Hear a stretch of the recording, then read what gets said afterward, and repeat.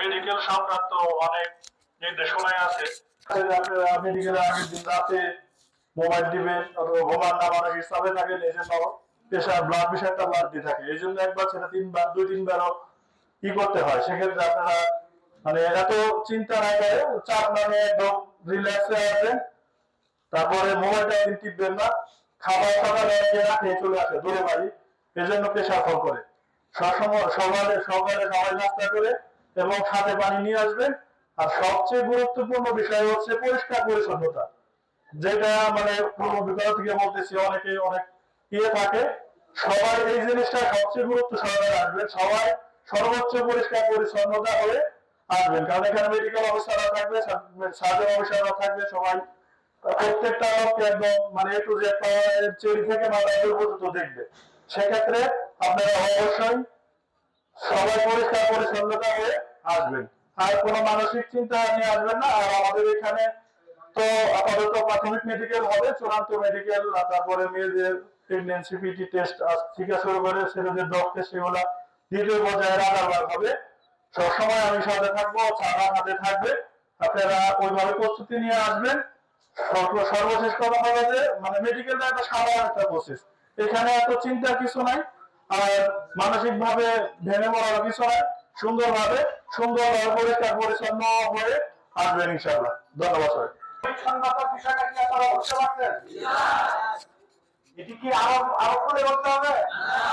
তো সুতরাং এটা স্বাভাবিকভাবেই যে পরিচ্ছন্ন যে থাকার যে বিষয়টা, সেটি আপনারা মাথায় রেখে, আর সবচেয়ে বড় কথা, টেনশনের কারণে মানুষের অনেক সময় প্রেশার বেড়ে যায়, আবার ফলো করে।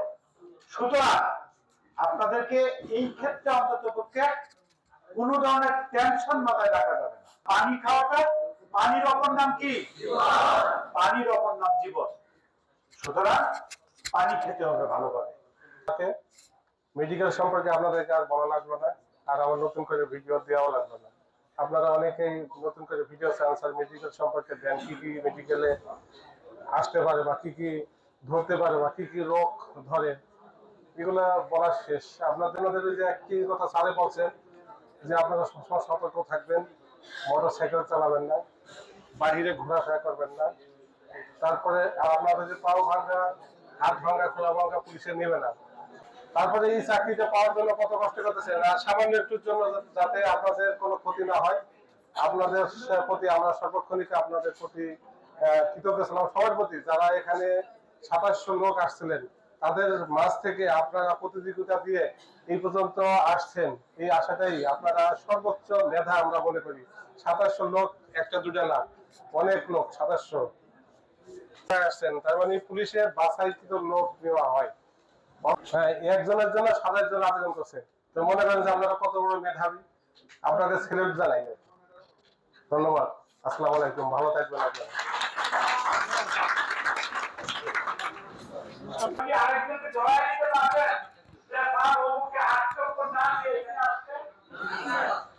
কেউ কি বলতে পারবেন যে রিটার্ন পরীক্ষা আমি না দিয়ে এখানে আসছি? কেউ কি ধরাই দিতে পারবেন যে রিটার্ন পরীক্ষা না দিয়ে এখানে আসছে?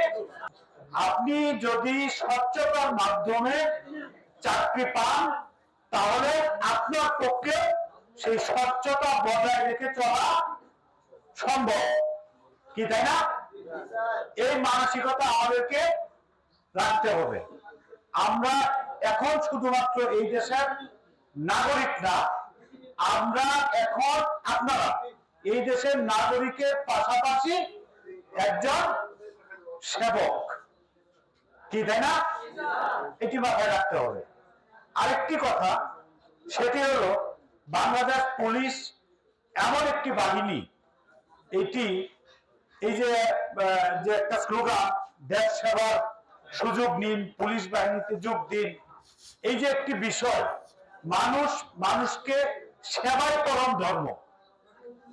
আপনি পুলিশের চাকরি পাওয়ার সুবাদে একটা মানুষকে, যে কোনো মানুষ যে কাউকে এক সময় সহযোগিতা করতে পারে না, অর্থাৎ তার বিপদে এগিয়ে যেতে পারে না, কিন্তু পুলিশের চাকরিটা এমন একটা চাকরি, মানুষের বিপদে পাশে দাঁড়ানো একটি দায়িত্ব এবং অতি গুরুত্বপূর্ণ একটা মানসিক শান্তি।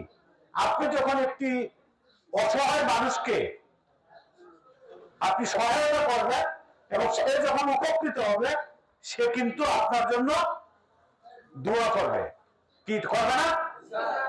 এই যে দোয়া, আমরা মহান আল্লাহ রাব্বুল আলামিনের কাছে, সৃষ্টিকর্তার কাছে আমরা সবসময় একে অপরের জন্য দোয়া করি। পুলিশের চাকরিতে কিন্তু মানুষের কাছ থেকে দোয়া পাওয়া, এটি আপনি জানবেনও না, কিন্তু সেই মানুষটা আপনাকে দোয়া করবে যদি আপনি তার উপকার করেন। কি ঠিক না? এই একটি বিষয়টি মনে আসলো, তাই দ্বিতীয়বার এসেছেন। প্রথমবার যারা বাদ করেছিলেন তারা কি কারণে বাদ করেছেন জানি না, কিন্তু এখানে যারা মাঠ পর্যায়ে টিকে ছিলেন, আপনারা সহ যারা ছিল, আমি একটি কথা বলেছিলাম যে এখানে যারা মাঠ পর্যায়ে চূড়ান্তভাবে বিবেচিত হয়েছে, নির্বাচিত হয়েছে, আপনারা সকলেই পুলিশের চাকরি পাওয়া যোগ্য, অর্থাৎ 481 জন। আমি বলেছিলাম এই 481 জনেই চাকরি পাওয়ার যোগ্য, কিন্তু গাজীপুর জেলায় কোঠা হলো 99। আমরা 99 জনের বেশি নেওয়ার সুযোগ নাই, তাই এই 481 থেকে বাছাই করে সর্বশেষ মেধাক্রম অনুসারে 481 জনের মধ্যে মেধাক্রম অনুসারে 1 থেকে 99 পর্যন্ত এখানে আছেন, এবং অপেক্ষমান 1 থেকে 10 সব মিলিয়ে 109 পর্যন্ত এখানে আছেন। এই প্রক্রিয়া নিয়ে কারো কোনো কথা বলার মতো কিছু আছে?